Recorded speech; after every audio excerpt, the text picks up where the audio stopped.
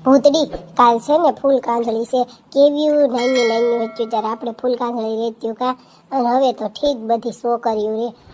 અને આપણે રેત્યું ત્યારે કેવું સારું હતું હા ઓ કેવી સારી ફૂલ કાંદળી રહેતી દિવસો હતા કેવી મજા આવતી અને અત્યારે તો ઠીક હવે જો ને અત્યારે ફૂલે નથી મળતા અને ત્યારે તો કેવા બધાના ઘરે ગુલાબ હોય આશી વાત છે ને કેવી આપણે ફૂલ ઊંઘીને પાણીપુરી ખાઈ લેવી કા ઈ ફરાળી કેવાય ને કેવી મજા આવતી